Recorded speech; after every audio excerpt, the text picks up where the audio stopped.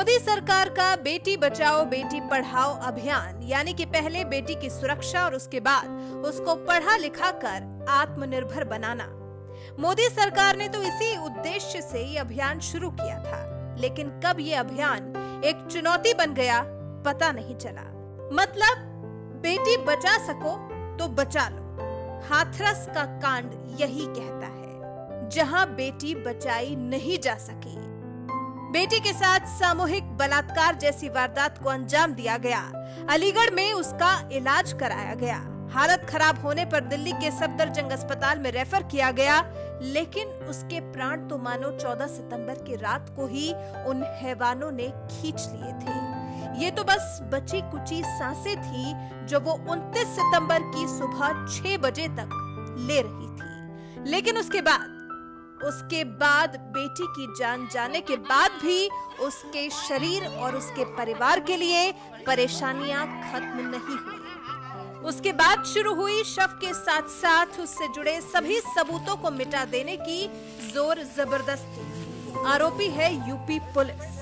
UP police ने परिवार को नहीं दिखाया बिटिया का मुंह। शव घर पहुंचा तो शव एम्बुलेंस से बाहर ही नहीं निकाला। बिटिया को ना तो अपने आंगन की मिट्टी नसीब होने दी और ना ही हल्दी। बेटी को विदा ही नहीं करने दिया गया। बेटी के शव को ले जाकर रात के 2:30 बजे एक खेत में जला दिया गया।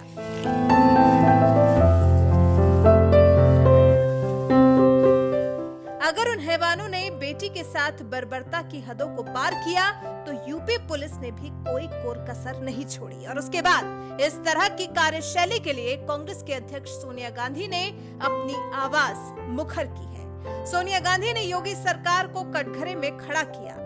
योगी सरकार से, आपसे, हमसे, हम सबसे पूछा है कि क्या बेटी होना गुनाह है? भाइयों और बहनों, नमस्कार। आज देश के करोड़ों लोग दुख और गुस्से में हैं। हाथरस की मासूम लड़की के साथ जो हैवानियत की गई वो हमारे समाज पर एक कलंक है। मैं पूछना चाहती हूँ, क्या लड़की होना गुनाह है? क्या गरीब की लड़की होना अपराध है? उत्तर प्रदेश सरकार क्या कर रही थी? हफ्तों तक पीड़ित परिवार की न्याय की पुकार को सुना नहीं गया। पूरे मामले को दबाने की कोशिश की गई। समय पर बच्ची को सही इलाज नहीं दिया गया। आज एक बेटी हमारे बीच से चली गई। मैं कहना चाहती हूँ, हाथरस की निर्भया की मृत्यु नहीं हुई है, उसे मारा गया है। एक निष्ठुर सरकार द्वारा, उसके प्रशासन द्वारा, उत्तर प्रदेश सरकार की उपेक्षा द्वारा। जब वह जिंदा थी उसकी सुनवाई नहीं हुई, उसकी रक्षा नहीं हुई। मृत्यु के बाद उसे अपने घर की मिट्टी और हल्दी भी नसीब नहीं होने दी।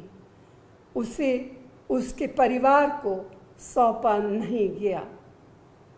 एक रोती बिलखती माँ को अपनी बेटी को आखिरी बार विदा भी नहीं करने दिया गया। यह घोर पाप है।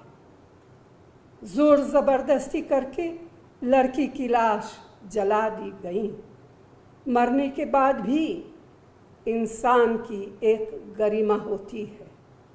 हमारे हिंदू धर्म उसके बारे में भी कहता है, मगर उस बच्ची को अनाथों की तरह पुलिस की ताकत के जोर से जला दिया गया। ये कैसा न्याय है? ये कैसी सरकार है? आपको लगता है आप कुछ भी कर लेंगे और देश देखता रहेगा? बिल्कुल नहीं। देश बोलेगा आपके अन्याय के खिलाफ। मैं कांग्रेस पार्टी की तरफ से हाथरस के पीड़ित परिवार की न्याय की मांग के साथ खड़ी हूँ। भारत सबका देश है। यहाँ सबको इज्जत की ज़िंदगी जीने का अधिकार है। संविधान ने हमें ये अधिकार दिया है। हम भाजपा को संविधान और देश को नहीं तोड़ने देंगे। जय हिंद। सोनिया गांधी ने तो जय हिंद बोलकर अपनी बात को विराम दे दिया, लेकिन क्या सच में ऐसे हिंदुस्तान की हम मुंह खोलकर जय कर पा रहे? परेशानी ये है कि ये कोई पहली बेटी नहीं है जिसके साथ हैवानियत को अंजाम दिया गया। बेटियों के साथ रोज के तौर पर इस हैवानियत का नंगा नाच किया जाता है और सत्ता, प्रशासन, शासन सब मूक बनकर तमाशा देखते हैं। हम आप सब सिर्फ तमाशा देखते हैं, कर कुछ भी नहीं पाते, क्योंकि कमी तो हमारी मानसिकता की है ना। बेटियों को लेकर हमारी सोच की कमी है। बेटियों को हमेशा नीचे दबा हुआ महसूस कराने की है। जरा सी भी बेटी ऊपर उठने की कोशिश करती है तो ये होता है बेटी के साथ। हालांकि सोनिया गांधी ने इस मुद्दे पर काफी सटीक सवालों को पूछा है और अपनी भावनाओं को काफी सच्चाई से रखा है। आपकी इस पर क्या राय है, हमें कमेंट कर जरूर बताएं।